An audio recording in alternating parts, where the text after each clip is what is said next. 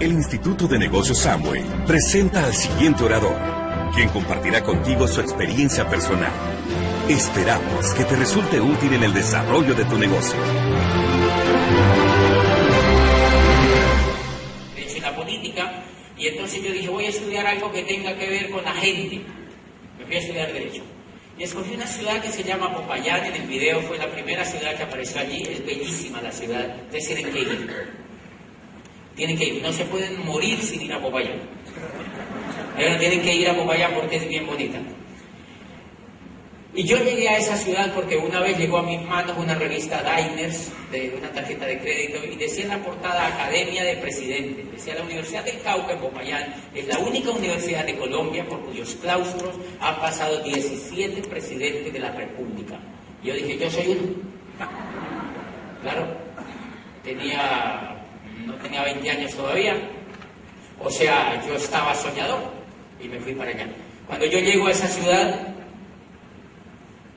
yo antes de irme para allá, tuve la fortuna, yo me leí un libro que ustedes encuentran por ahí en la calle. Es un libro precioso porque yo me lo leí a los 14 años. Me había leído ese libro, 14, 15 años. Y ese libro me dio fuerzas para irme para allá sin un peso. Sin patrocinador. Yo ya había pasado a la universidad. Yo no quería estudiar de noche. A mí me decían en mi familia, me decían, estudia de noche y trabajas de día. Entonces yo saqué la primera conclusión. Yo ya tenía como cierta tierra al tema de la educación y le decía, pero es estudiar de noche. Pero si uno no consigue exitosos profesores de día, mucho menos de noche. Y me fui a estudiar diurno, la jornada en la mañana, y allá estudiaban los muchachos que los papás les pagaban. Lo único que les entregaban era una tarjeta y ellos cada que pasaba la quincena la deslizaban y el cajero les daba plata. Yo no tenía ni tarjeta. Cuando yo iba al cajero, el cajero me hacía así. ¿Qué había pasado allá? Cuando mi papá me preguntó, ¿y con qué vas a vivir allá? Yo dije, oye, ¿verdad?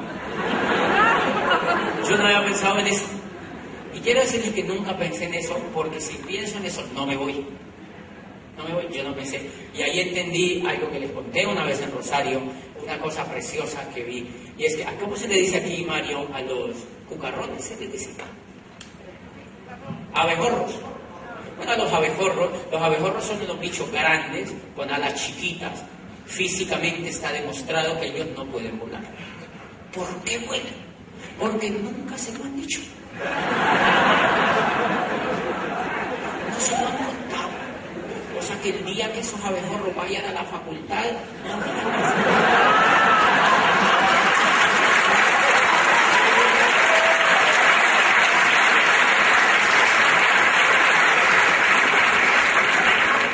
y ahí estoy yo iniciando una carrera de Derecho. Era la continuación del bachillerato. El profesor se para en un tablero, copia, yo copio en un cuaderno y le repito al profesor, oral o escrito y tal. Y eso era así, 5 años. Antes uno no sale más torombolo. 5 años uno haciendo eso, ya llevaba 15. Leía el profesor, adivinen por qué los estudiantes no leen, porque el profesor lee por ellos.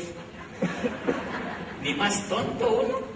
Si a él le pagan, uno va y se sienta, el profesor lee, y va y explica ya y desmenuza todo. Y uno, bueno, entonces yo copio, le repito, y entre más fácil, pues paso. ¿Qué busca el muchacho? Graduarse.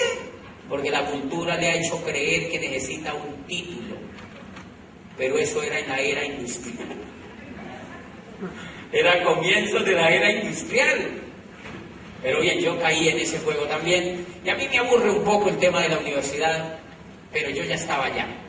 Un libro me había enseñado que las cosas que se empiezan se terminan siempre y cuando no estén tan equivocadas, claro, pero yo decidí terminarla y aprendí. No le digo que no, aprendí, no todo fue malo, aprendí. Si no hubiera vivido esa experiencia, pues hoy no podría hablar ni sentir lo que siento, ni ser tan directo con el tema.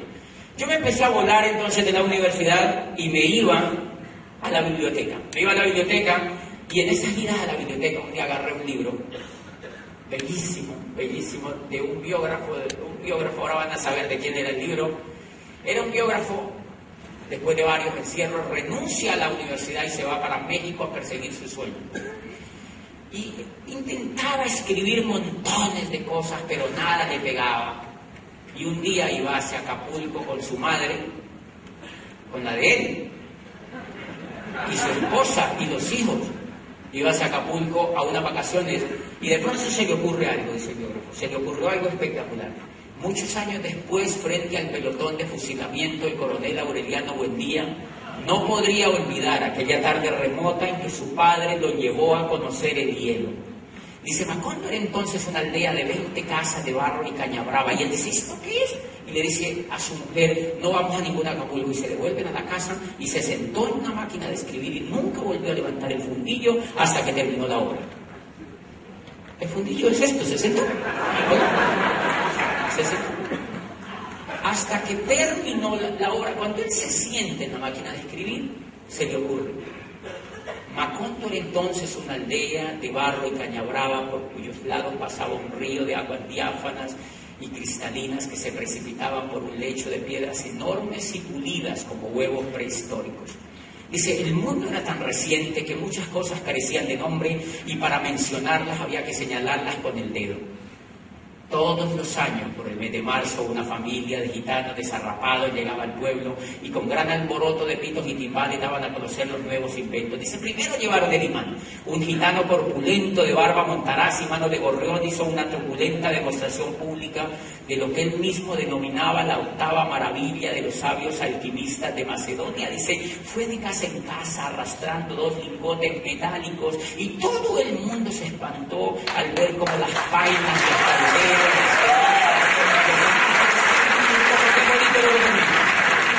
le dice que todo el mundo se espantó al ver cómo las palas, los calderos, las tenazas y los anafes se caían de su sitio y cómo la madera se retorcía por el desespero de los clavos y los tornillos tratándose de desenclavar y cómo las cosas que hacía mucho tiempo se habían perdido aparecían por donde más se les había buscado y se abalanzaban en desbandada turbulenta tras los mágicos fierros de Melquiades. Y dice, las cosas tienen vida propia, solo es cuestión de despertarles el alma, murmuraba el gitano con áspero acento.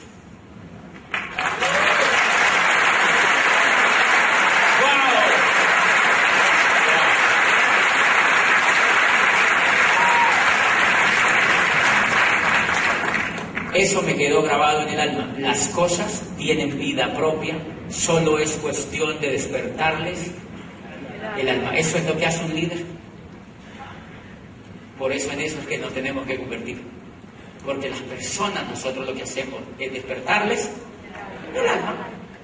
Nosotros lo que hacemos es despertarles el alma. Yo me emocioné mucho con esto y, para hacerles muy corta la historia, yo empiezo a compartir con amigos míos lo que yo había leído. Compartía con amigos míos y les decían, mira lo que dice este señor aquí. Y leí lo de Borges y leí varias cosas. Y una vez leí algo de Khalil Gibran, ¿se acuerdan de Khalil Gibran? Un poeta libanés decía, id pues a vuestros campos y a vuestros jardines y ahí aprenderéis que es placer de la flor entregarle el néctar a la abeja y que es placer de la abeja llevarse el néctar de la flor. Dice, porque para la flor la abeja es una mensajera de vida y para la abeja la flor es una fuente de paz.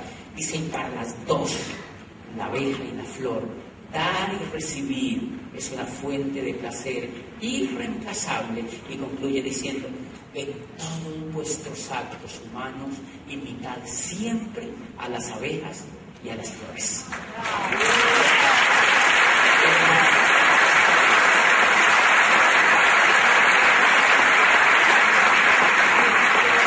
Decía el poeta, en todos vuestros actos humanos, dad.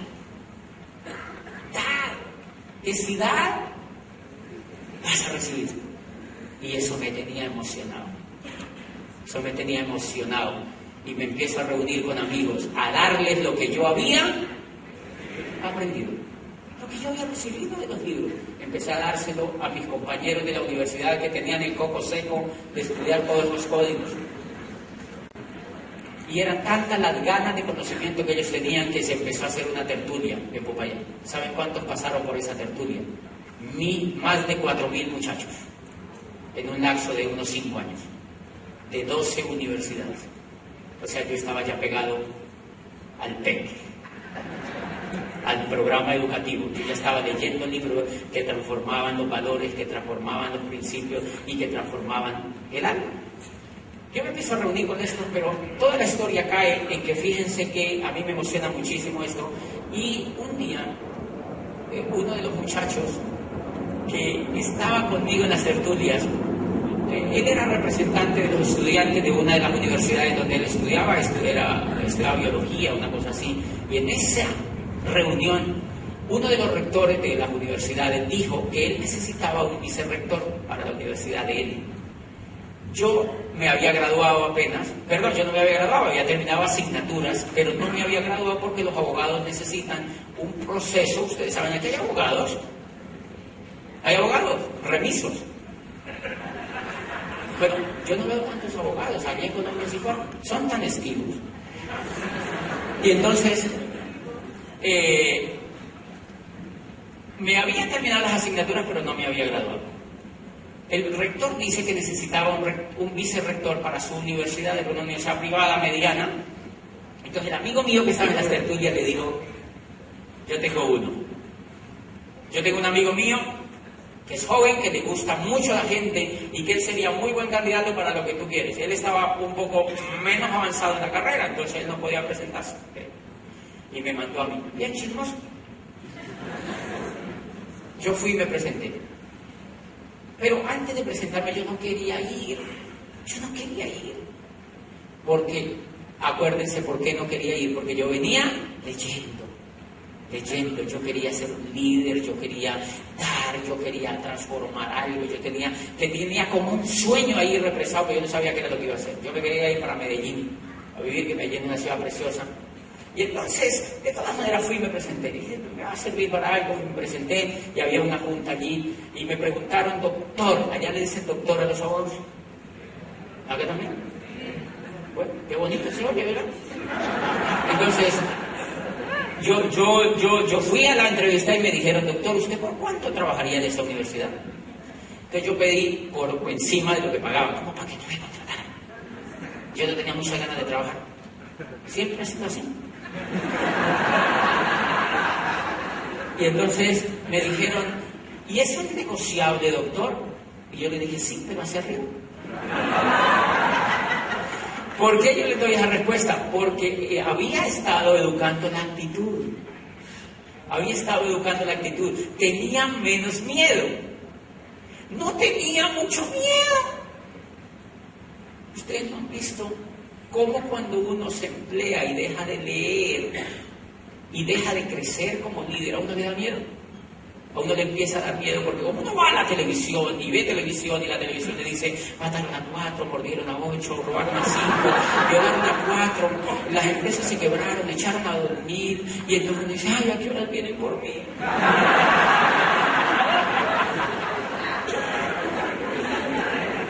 De verdad, entonces la gente empieza a llenarse de miedo. Yo no tenía tanto miedo en ese momento porque venía leyendo y pues no tenía tanto miedo, tenía un poquito de coraje al menos para negociar el salario. Ustedes han de creer que cuando yo veo a la gente que progresa en los puestos, en los empleos, eso está súper bien, pero dejan de leer, dejan de formarse, dejan de transformarse y entonces se vuelven sumisos, regalados, chupamedias. De verdad, uno se vuelve o sea, le dicen cualquier cosa y uno se queda callado porque le da miedo. La gente se llena de miedo. El negocio normal de allá afuera es eso, mantener a la gente con miedo. Eso no lo hacen de manera intencional. Yo no digo que son un poco malos allá haciendo comerciales porque la gente le da miedo. No, pero terminan haciendo eso. Por eso la gente, ustedes se dan cuenta que uno de lo que tiene que hacer con un empresario cuando entra en negocio, ¿qué es lo que encuentra uno un empresario? ¿Lleno de qué? De miedo. Y entonces, claro, fíjense que a mí me impresiona una cosa, a los pilotos los entrenan para perder el miedo. Es increíble, ellos tienen escuelas para perder el miedo, les enseñan mucha psicología y les hacen mucha terapia para perder el miedo. ¿Qué es lo que hacemos nosotros aquí? Perder el miedo. Porque lo que a uno lo detiene para progresar es el miedo. Porque usted se imagina un piloto con miedo, con 767 así, 300 personas atrás, y el tipo de 30.000 metros allá arriba, y decir, y se puso una nube.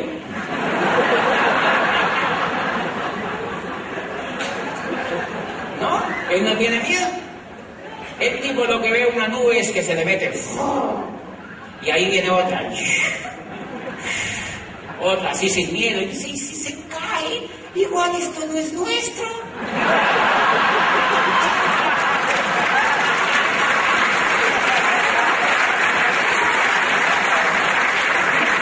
Es bellísimo el proceso que le hacen a los pilotos. Entonces,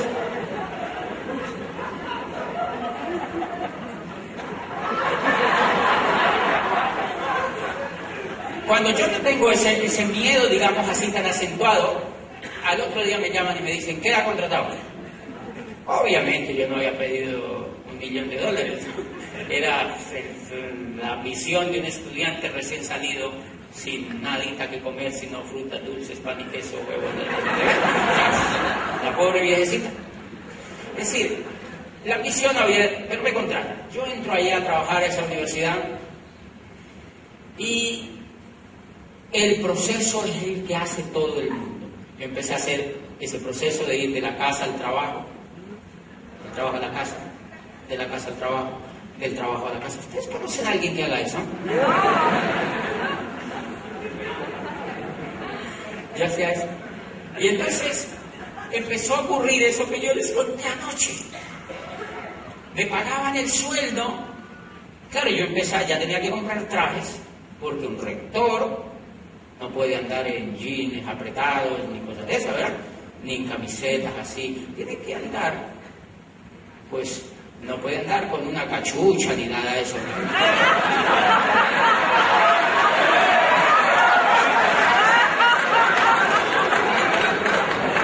Una gorra.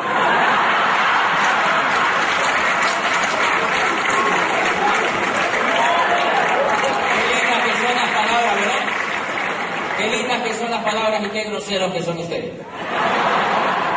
Pues bien, entonces, ¿en qué era que íbamos? Porque yo empiezo a entender, voy a trabajar allí y veo que lo que me pagan, yo empiezo a comprar los trajes, la corbata. En la universidad había como 150 mujeres, entre profesores, empleados, no sé qué. Y me invitan a baby shower. ¿Saben eso, baby shower? Que le invitan a todos baby shower. Entonces el baby shower, las corbatas, los cócteles, los detalles, no sé qué, papá, la gasolina, todo lo que... Yo empecé a notar que la plata no me alcanzaba. ¿Les ha pasado alguna vez?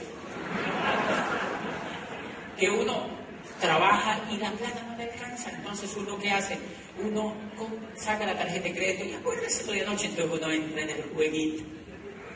Tarjeta de crédito y compré. Eso que les conté anoche me pasó a mí, por eso no puede ser lo que les pase a ustedes. Sí, me pasó a mí. Yo voy a pagar y no tengo con qué pagar lo que yo necesitaba para vivir. Saco una tarjeta de crédito, después saco un carro, después un apartamento. Cuando me doy cuenta tengo la deuda externa de los Estados Unidos.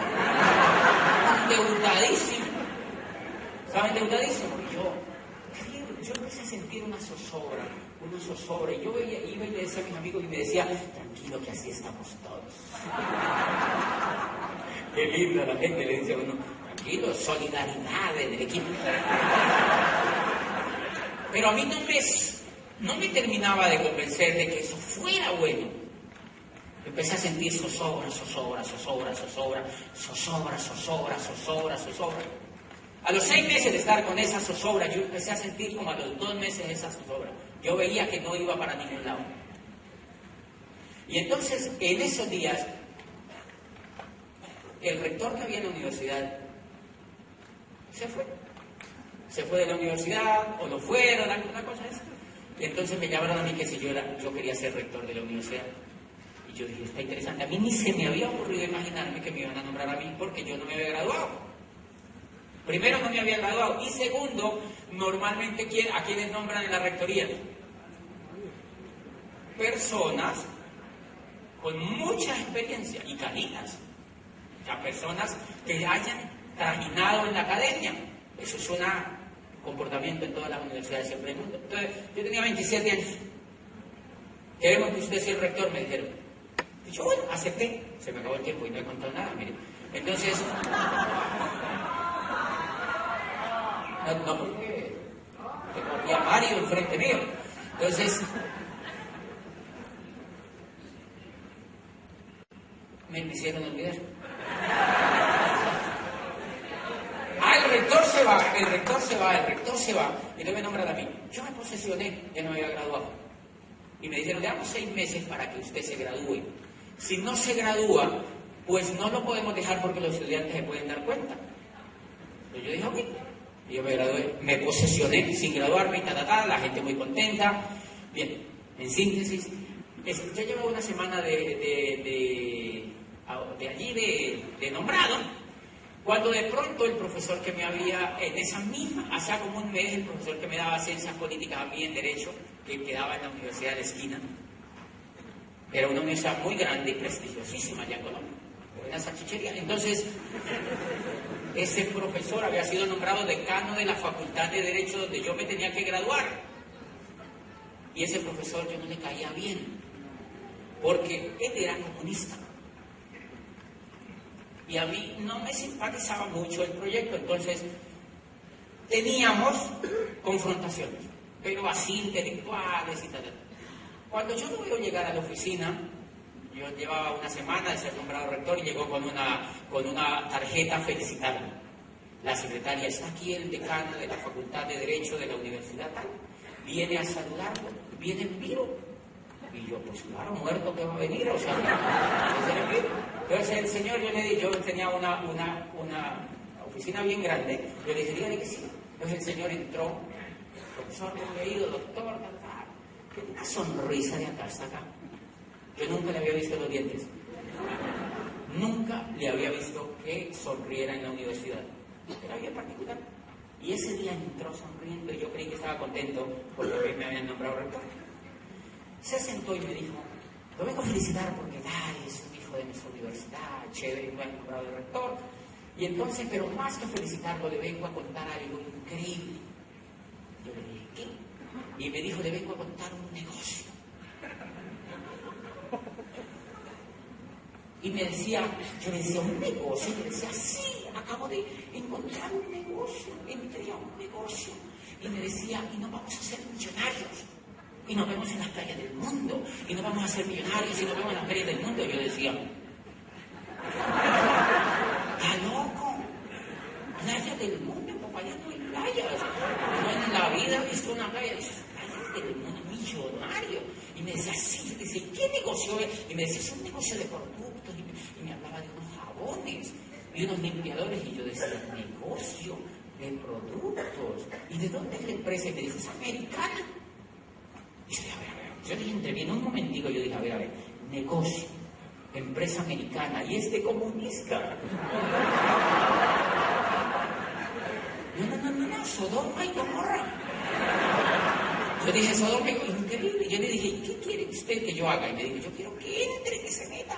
Y yo dije, además atrevido. ¿Que me meta qué? Y entonces yo decía, ¿que me meta? ¿Cómo así? Si es que tú te inscribes. Y me explicó en un papel ahí, ¿verdad? Yo no entendí nada. Si apenas estoy entendiendo. Yo no entendí nada, entonces yo le dije, ¿y tú quieres que yo entre? Me dijo, sí, yo quiero que seas socio mío. Y entonces yo en un instante pensé, yo dije, él es el decano, yo no me he graduado. Él es el decano, yo no me he graduado. Él es el decano, yo no me he graduado. Y firmé. Él me dejó una caja, eso llegó una caja, me acuerdo mucho que llegó una caja. A mí me encantan los perros, yo siempre he tenido perros, y entonces en esa época tenía un pitbull así grande, ahora tengo uno así, ¿lo han visto en la revista? Es bellísimo. Pues yo también tenía un pitbull negro en esa época que me lo robaron, todavía lo ando buscando. Entonces ese pitbull cogió, agarró la caja. Esto es para los argentinos, pues les traduzco. Agarró la caja y la desbarató, tiró, yo creo que se comió el LO6 o un montón de cosas. Después de eso, ¿sabía que cuando le digo, yo nunca le puse cuidado a la tal caja? El Señor me había dejado un cassette para que yo lo escuchara y me decía que me escuchara el cassette. Yo una vez puse el cassette en el equipo y hablaba una señora, creo que era centroamericana, pero hablaba a toda mecha. Y así, y hablaba. Yo me imaginaba como una cotorra, así como un cortabuñas, gritando. Entonces, claro, yo acostumbraba a los discursos circunspectos con los gobernadores y la rectoría. Yo les me viene a presentar una cosa. Y eso no sería. Por eso hay que grabar CDs buenos. Por eso tú tienes que tener CDs buenos para prestarle a la gente. Yo apagué eso, yo no quise volver a saber nada. El decano me llamaba y me decía, contémosle a los amigos suyos. Y yo decía, ay, no, qué vergüenza contarle eso a mis amigos. Y decía, no. Yo nunca les salía a contarle eso a los amigos. Hasta que de tanto insistir me llegó y me dijo, contémosle eso a los amigos. Son los amigos y les contamos. Y yo le dije, decano, pero yo no me he graduado. Y él terminaba diciendo, nos vemos en la calle del mundo, no vamos a ser millonarios. Ay, y así como por eso la emoción hay que controlarla. La inteligencia emocional no quiere decir que uno sea como un arbolito de Navidad. No es inteligencia de las emociones. No es entusiasmo desbordado. El nene estaba encendido. Y entonces a mí me daba susto verlo ya. Entonces, me dice, contémosle a unos amigos. Y yo le dije, pero usted, y no vamos a caer del mundo, no vamos a ser millonarios. Y yo le decía, decano, pero ¿cuál es la idea del mundo si yo no me he graduado? Y así, ¿cómo? Y me dijo, tranquilo, socio. No te preocupes, socio. Yo le dije, ¿qué puedo hacer? Y me dijo, no, pues pidamos los turnos para los preparatorios, para los exámenes. Se demoraban como 3 meses en dar un turno para ir a presentar los preparatorios. A los 3 días yo ya tenía mi turno. Mi socio operando la maquinaria. Y a los 3 días fue y me presenté. Bueno, en fin, me presenté, hasta que plum, estaba listo y me gradué. ¿Quién me ayudó a graduar? Mi socio. Él fue a mi grado privado. Y entonces apenas yo me gradué me dijo, doctor, si ya se graduó, ya salió de ese estrés, ahora sí sigue la universidad, contémosle a sus amigos. Y entonces yo dije, oye, me hizo un favor y me lo va a cobrar. Pero ya me daba pena. Y entonces cité un grupo de profesores para que les contara del negocio. Y le dije, pero yo no les puedo contar. No, nosotros vamos, yo voy con mi upline, me dijo. Fue con un profesor de otra universidad. Eran tipos buenos haciendo esto. Pero perdieron el sueño. Después les cuento lo que quedó el sueño. Entonces, ellos fueron y dieron el plan ahí. Y entonces yo me acuerdo que yo cité 15 profesores que yo contrataba. Los que eran de libre nombramiento y remoción se llaman económicos. Pues eso quiere decir que no los echa cuando uno quiere. Y entonces, yo invité 15, adivine cuántos fueron. 16. Se fue algún colado por ahí para que... Ay, Dios mío. Entonces, llegaron ahí los 16 profesores. Yo no entré porque yo era agente secreto de esto. Yo entré hacia el fondo y yo me salí al fondo. Ellos no sabían que yo estaba en el auditorio. Y el profesor, el decano, dio en el plan el tablero, así como acá, dio el tablero y pintaba bolas. Pintaba bolas y decía, este eres tú, que metes a ti, que metes a ti, que te meten a ti, que te meten a ti. Y entonces nos vamos a la feria del mundo, nos vamos a hacer millonarios, decían, vamos a la feria del mundo, nos vamos a hacer... Y los profesores así quietitos, allá adelante. Y yo en un momentico dije, o sea que yo, el rector, soy una bola de esas.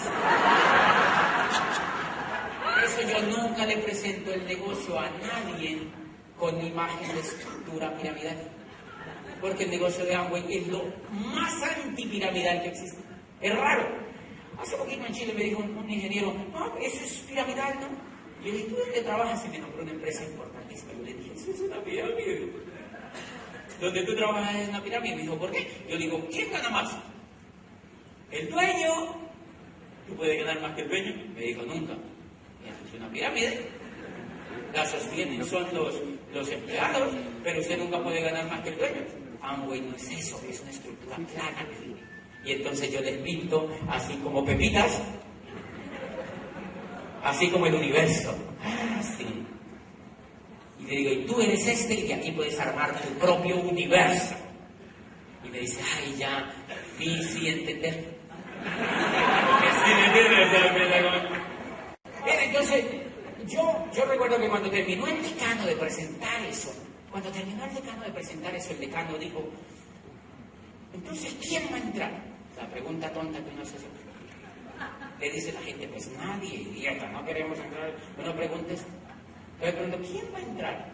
Y una profesora se quedó todo en silencio, como cine mudo.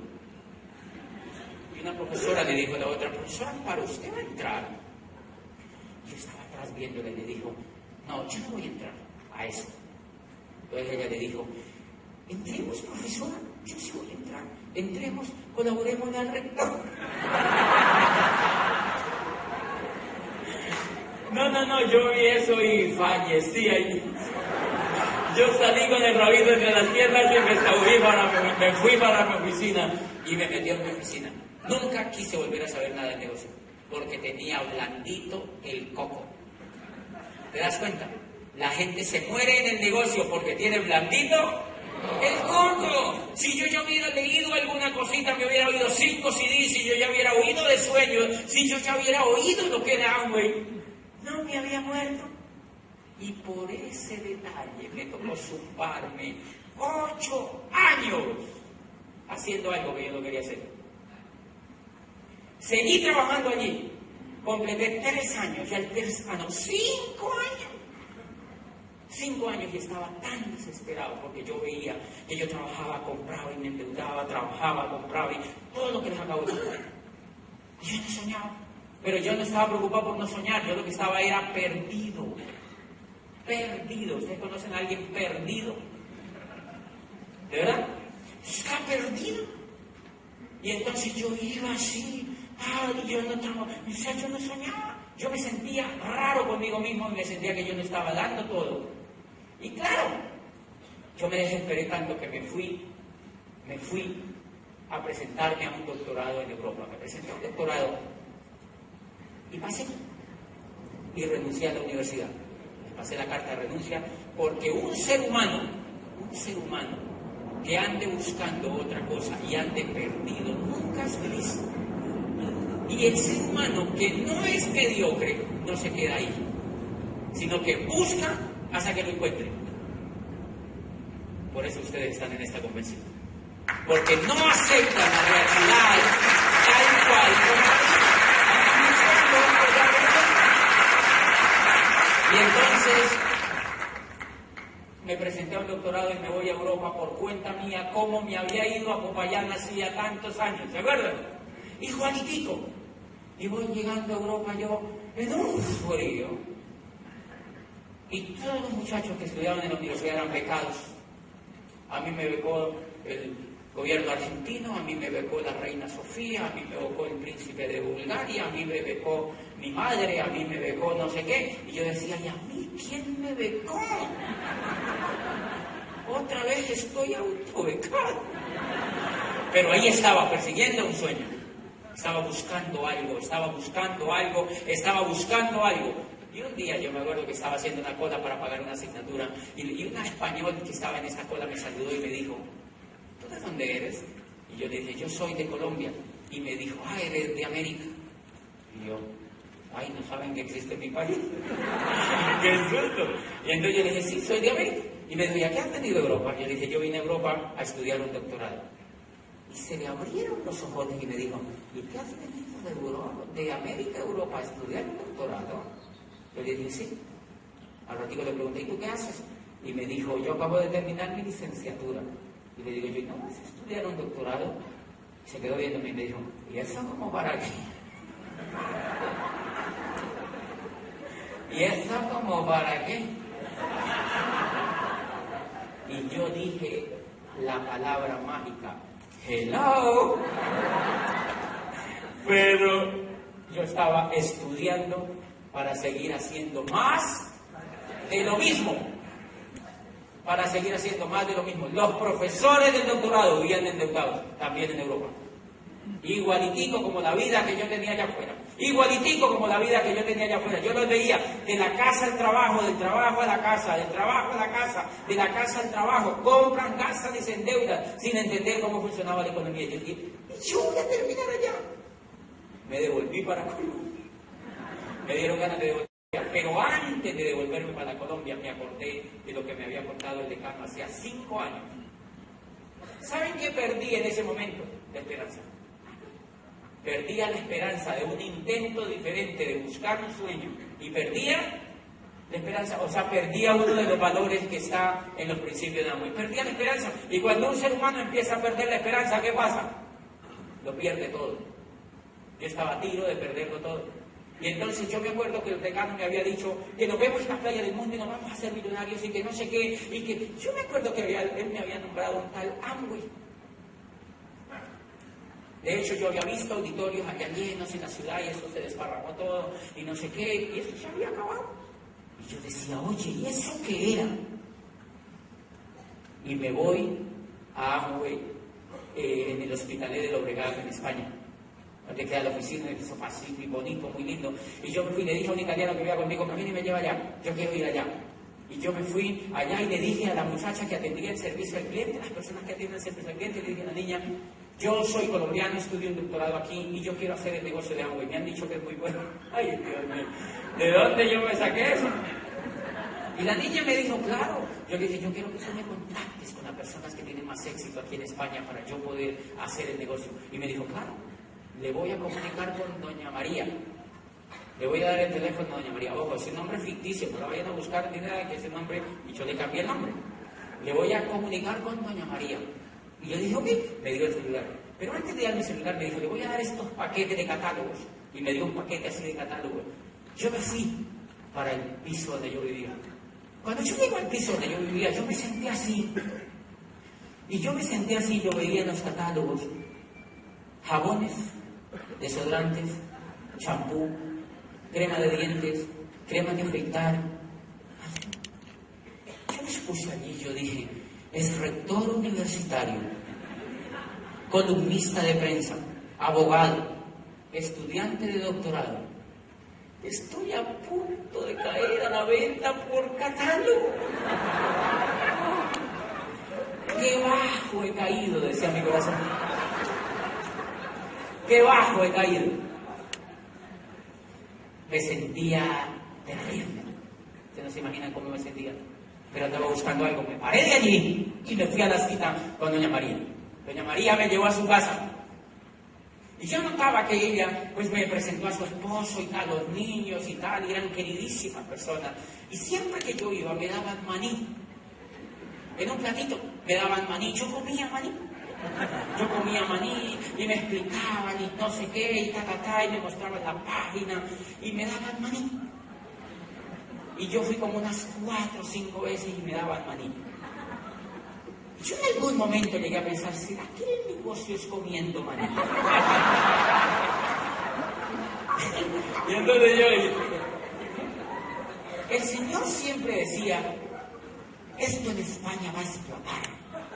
Esto va a explotar, esto va a explotar, esto aquí en España va a explotar, esto va a explotar. Esto en España va a explotar, este es un negocio impresionante, esto va a explotar, esto va a explotar, esto va a explotar, decía el Señor. En españolísimo decía, esto va a explotar, y la mujer le decía, sí, esto va a explotar. Esto va a explotar, decía el Señor, esto va a explotar. Y claro, era el año 2001, donde todo estaba explotando. Yo dije, no, yo me voy de aquí, que esto explote conmigo adentro. Y me volví para Colombia. Hice un arreglo ahí con la universidad, me volví para Colombia. Y me volví para Colombia otra vez. Sin esperanza. Sin esperanza me vuelvo para Colombia. La universidad se dio cuenta de que yo me volvía de Europa. Yo hice el periodo doctoral, allí hice un enredo con para yo seguir haciéndolo así, de lejitos. Yo no quería ser salchichón en ese momento ya. Y entonces me fui para Colombia, la universidad se dio cuenta que yo volvía. y a fortuna me dijeron que volviera a ser rector. Llevaban 1 año y no habían nombrado rector. ¿Por qué? No tengo ni idea. No tengo ni idea. Habían encargado a alguien y le dijeron a alguien, el rector vuelve para acá. Y yo, ¿dónde me iba a meter? Yo le dije que sí. Y me posesioné otra vez. Señores, resignado a vivir la misma vida que no quería vivir. Y empecé otra vez, de la casa al trabajo, del trabajo a la casa, compra casa. Y yo decía, ahora sí me tocó toda la vida esto. Yo yo buscaba cosas que hacer. Me volví presidente de la Asociación de Universidades, todas las universidades las asocié y me nombraron a mí presidente. Y yo era, ¿saben qué andaba haciendo? Buscando algo. Y yo muy en el interior decía, debe haber algo para mí, pero debe haber algo bueno para mí, debe haber algo para mí. Yo pensaba, debe haber algo bueno para mí, yo no sabía qué. Yo había descartado 2 veces el Tanahuay. Ya había descartado agua y 2 veces. Señores, sigo en esa carrera. Compra, gaste, me endeudo, sin esperanza. 3 años más, sin un sueño. Y entonces, un día, iba pasando Gustavo Ramírez, que yo lo había visto en la época del decano. Hacía 8 años lo había visto en las tales reuniones de AMLO. Y lo vi pasando así, iba bien disfrazado, pues con traje. Y yo le dije, Gustavo, me dijo, oye, ¿qué estaba buscando? Le dijo, te estaba buscando. Yo supe que te había vuelto de Europa, pero no he podido hablar contigo, es complicado porque es mucha complicación. Y entonces, dije, ¿qué estaba buscando? ¿Qué andas haciendo? Me dijo, ando haciendo un negocio. Y te tengo en la lista y quiero hablar contigo. Yo dije, ay, por fin alguien me entiende. Y entonces yo le dije, mañana lo espero a las 9. La gente de afuera creía que yo era exitoso. Porque confunden jerarquía con éxito. Nadie se atrevía en Popayán a darme el plan a mí porque creían que yo era prepotente, que yo iba a despreciar y que yo no iba a escuchar. Nadie se atrevía. Todo el mundo me tenía lista, pero nadie se había atrevido a darme el plan. Y Gustavo me dijo, yo quiero hablar mañana con usted. Le dije, lo espero a las 9. Fue y me dio el plan así. Y fue y me dio el plan y me dijo, ¿saben qué me dijo? Una de las cosas impresionantes que a mí me pasaba era que cada 2 años a mí me renovaban el contrato. Y cuando llegaba la renovación del contrato, me lo habían renovado 4 veces. Cada que llegaba la renovación del contrato, era un sufrimiento. Porque había que hacer lobby. Porque esos cargos son calientes. Entonces, al principio todo lo renovaban, pero después ya no lo renovaban. Después decía, ¿cómo me quito esto de encima? Bien. Y entonces Gustavo fue y me hizo un cuadro. Y yo le dije, ¿uno cómo gana plata ahí? Y me hizo un cuadro y me mostró, el contador, y me mostró cómo se ganaba plata. Y yo le dije, ¿en cuánto tiempo yo me puedo ganar lo que me gano aquí de rector? Y me dijo, en unos 6 meses. A mí se me iluminaron los ojos. Yo le dije, ¿en serio? Me dijo, sí. Y entonces me siguió contando y me dije, listo, arranquemos. Yo firmé en el negocio. Él dice que él casi se orina. De la emoción, dice, porque firmó, yo no andaba buscando, yo le firmé en el negocio y se fue. Él después volvió, yo me quedé, me mostró la página, yo entré y yo mismo empecé a preguntarme, mira, pero ahí está Colsanitas, está la empresa no sé qué, y él me decía, sí, ahí está, no sé qué. Él me empezó a dejar que yo descubriera el negocio. De pronto se acerca un día y me llevaba unos cassettes para que yo escuchara, pero yo no tenía que escuchar cassettes. Pero yo le dije, yo no tengo que escuchar cassettes. Y entonces me dijo, bueno, escúchatelo, se llevó un equipo que yo tenía en mi casa, lo llevó a arreglar, el equipo casi se pierde, nunca lo puedo arreglar, lo desbarataron y no lo pudieron armar casi, no pudieron escuchar los cassettes, y entonces de pronto él me lleva CDs, y me llevó unos CDs, y el primer CD que me lleva se llamaba De nada sirve la técnica si no hay perro. Y me he escuchado ese CD. Yo le ponía atención increíble al CD. Yo decía, eso es lo que a mí me pasa. Yo no solamente tengo un perro, yo tengo un rinoceronte atrás.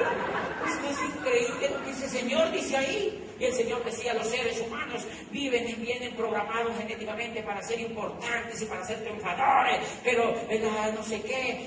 Y comparaba a los animales. A ver, si los animales tienen un código genético que no les permite hacer nada mal. Los seres humanos no, decía el CD. Yo decía, sí, yo creo en eso.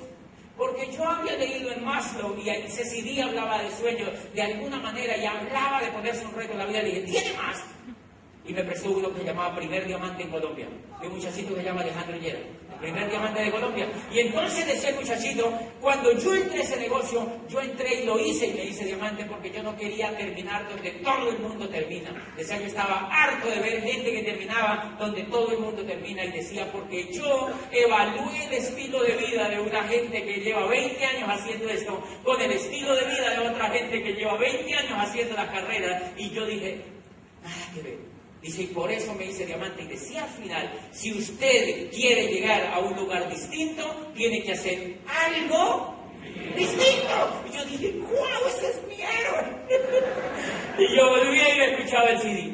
Me encantaron tanto los audios que yo le dije a Gustavo, ¿se acuerda del decano? Le dije, sí, el que dijo que hicieron la vez pasada.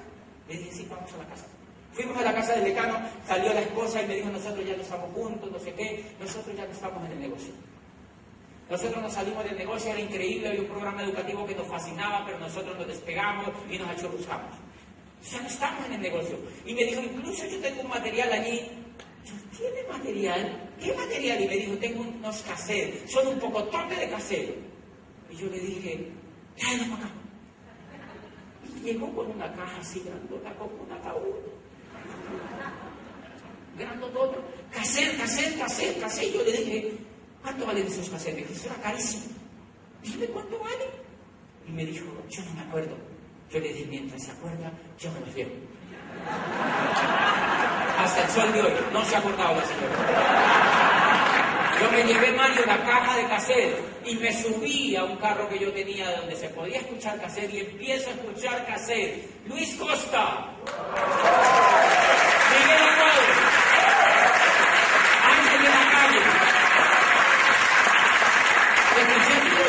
Estaba Consuelo Hernández, estaba Lourdes Enríquez, un montón de diamantes, estaban diamantes clásicos, estaba Tato, estaba Mario, estaba Tim. Todos hablaban de libertad, todos hablaban de libertad, de principios, de valores, de trabajo en equipo, de familia, de prosperidad, de riqueza, de ayudarse unos a otros, de solidaridad. Y yo decía, ¿y esto dónde estaba? Me escuché como 180 cassettes de un lago. Me pegué una enmarihuanada con eso. Yo volaba así. Yo me escuché esos cassettes. O sea, pero ¿dónde estaba esto? Y empecé a sentir de que yo estaba transformándome. Yo me empecé a sentir así como el Challenger, que le sale ese humo por debajo de energía. Yo empecé a sentir energía y me paré y me fui a compartir el plan. Fui y busqué a un amigo y le dije, no te imaginas lo que encontré. Pero calmado, te contaba, encontré una cosa increíble y yo lo voy a hacer. ¿Qué es? Y me explicaba. Y me decía, eso es sangre. Yo ya quiero eso. Hágase para un lado, sigue el otro. Y no sea para un lado, sigue el otro. Y me iba donde otro y le contaba, no te imaginas lo que encontré, es una cosa espectacular. Y le contaba y me decía, yo quiero. Venga para acá. Iba plan, y en un mes tenía 30 frontales. 30 frontales me había colocado en un mes.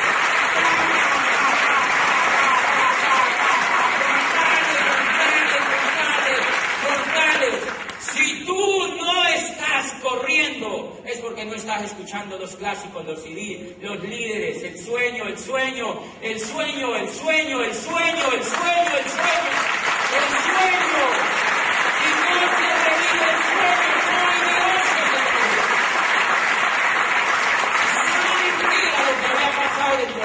¿Saben qué era lo que había pasado dentro de mí? Que el sueño estaba dormido y esta gente lo estaba despertando. ¿Saben, señores, lo que eso significa y lo que entendí después? Lo que Sergio Rivera en ese CD decía, de que los animales genéticamente venían programados para hacer trabajos mecánicos y que los animales no sueñan. Los seres humanos sí. Miren lo que me había puesto a mí a hacer la educación. De la casa al trabajo, del trabajo a la casa, del trabajo a la casa, de la casa al trabajo, compre, gaste y se endeuda. Y yo hoy pienso, ¿qué es lo que hace un cerdito? ¿No han visto que un cerdito lo que hace es que come y duerme? Come y duerme. Come y se pone gordo hasta que le llega su Navidad. El cerdito nunca dice, ¿cuándo será que yo tenga un chiquero así de grande? Él no se imagina eso porque no está hecho, diseñado para soñar. Los seres humanos sí.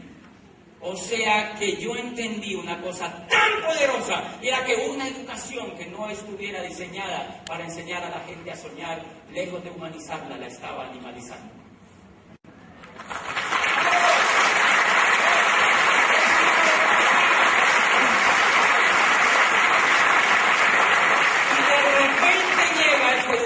Y entra a mi vida, de repente llega y escucho valores, principios, libertad, familia, prosperidad, y empiezan a entrar estos valores. ¿Qué estaban haciéndome esos valores? Educándome, humanizándome, educándome, elevándome, haciéndome mejor ser humano, convirtiéndome en lo que la educación de allá afuera no me pudo convertir, en un ganador.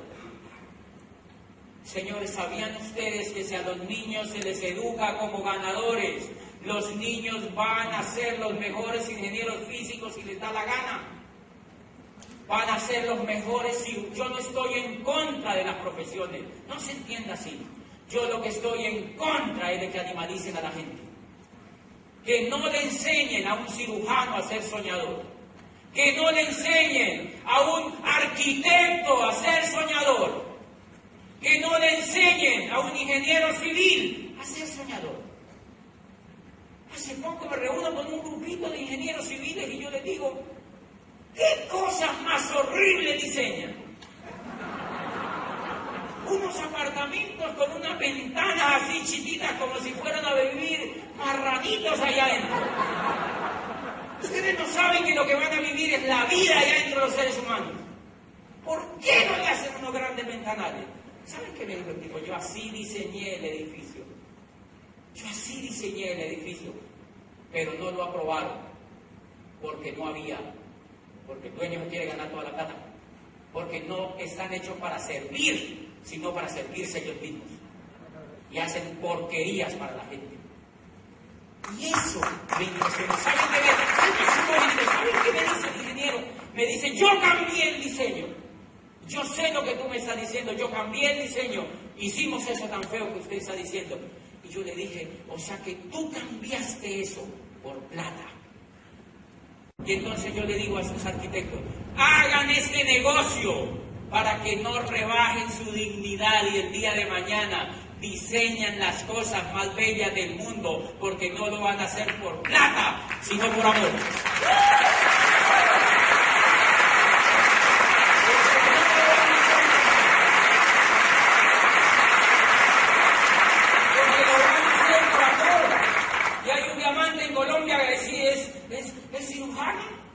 Diamante y él sigue haciendo cirugías y me dice, hoy amo más a los pacientes, hoy se me muere menos gente.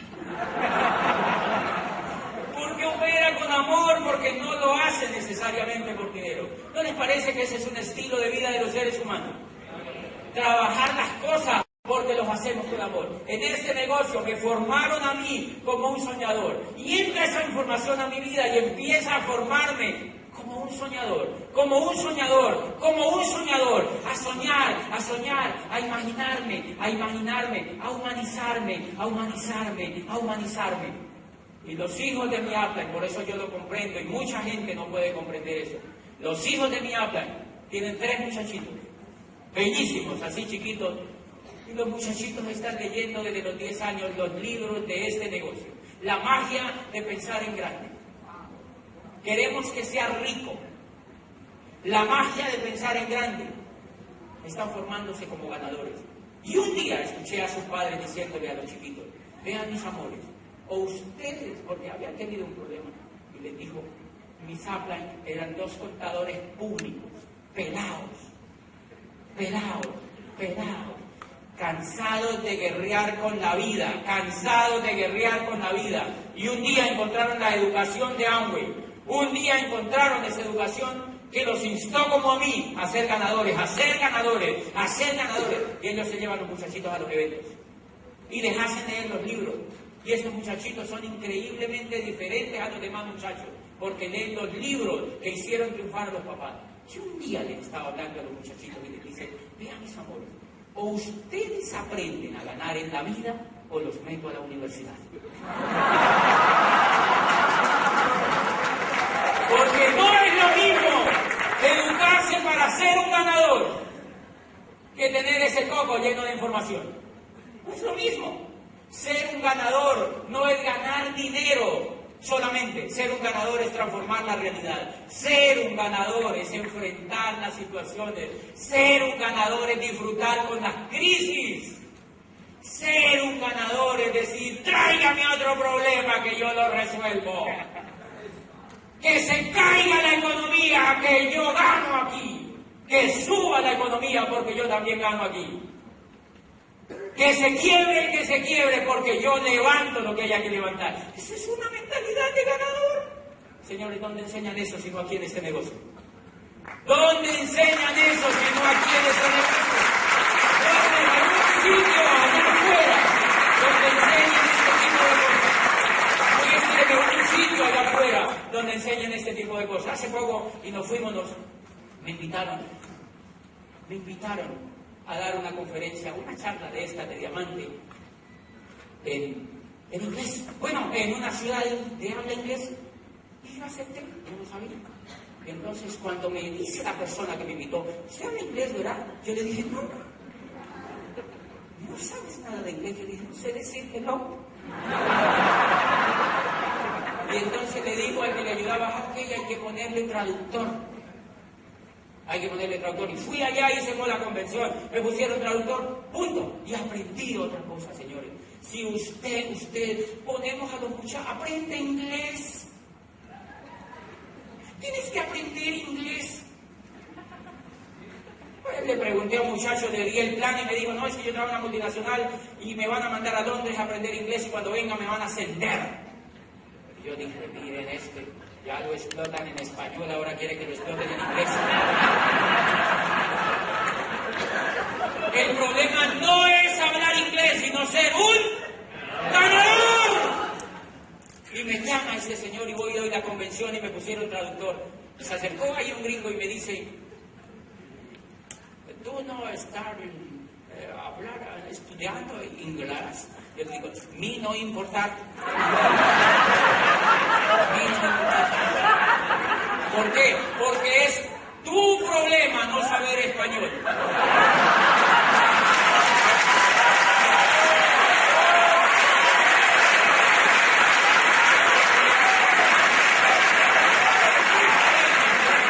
El problema no es hablar inglés, sino ser un ganador. Señores, tenemos el mejor negocio para aprender, para educarnos, para elevar a los seres humanos, para sacarlos de la mediocridad, para hacerlos elevar por encima de la rutina que el mundo tradicional e industrial metió al 100% de la gente, señores. Los insto a que se hagan diamantes solamente para que hagan lo que yo hoy estoy haciendo, ayudan a otros a que entiendan lo mismo que yo entendí. No se imaginan lo impresionante y lo que me conmueve en México un día, dando una charla, y se acercó una mujer llorando y me dice, gracias por haber venido. Gracias por haber venido a México, porque hoy descubriste mi sueño con lo que dijiste. ¿Cuánto vale eso? Por ir a una ciudad como Tampa y me está esperando una delegación como de 50 personas en el aeropuerto con bandera de Colombia. Quiero compartirles un minuto de lo más lindo que me pasó cuando califiqué a diamante para que te imagines llegando a diamante por tu familia, para que te imagines solamente. 4.000 personas. Un sueño de estar con la familia, un sueño de estar con los seres que amas, un sueño de hacer lo que tú quieres hacer. ¿Dónde está mi hermano? Por aquí debe estar mi hermano, y yo lo traje para que estuviera en esta convención.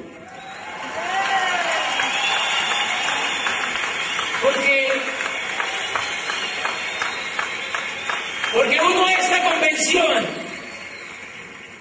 él tiene 4 niños, y yo amo a esos niños, yo hice este negocio por ellos. Yo hice este negocio.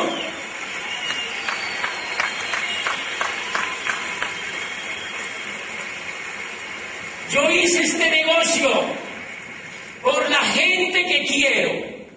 Yo hice este negocio para que a ellos nunca les falte nada. Para que ellos nunca vayan a sufrir. Yo hice este negocio por la gente que quiero. Y cuando yo voy a una casa y les cuento el negocio, yo quiero que ellos sueñen. Porque me parece que si yo les ayudo a soñar, ellos van a encontrar el camino que yo encontré.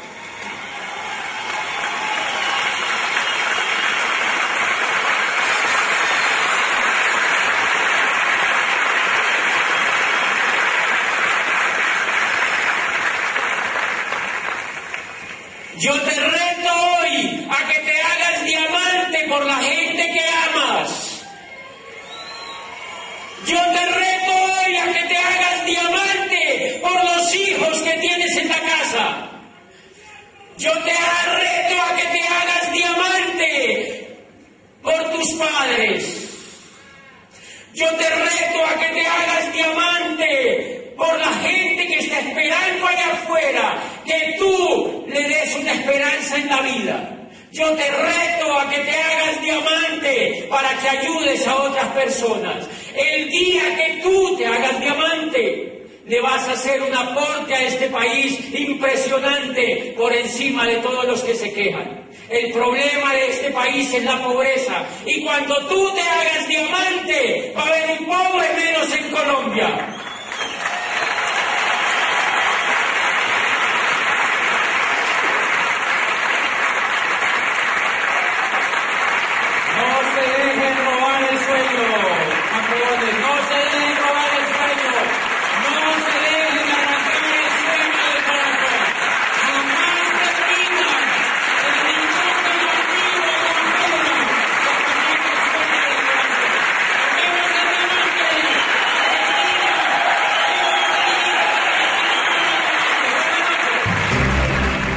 El Instituto de Negocios Amway agradece tu atención. Esperamos que esta presentación te ayude a lograr el éxito que soñaste.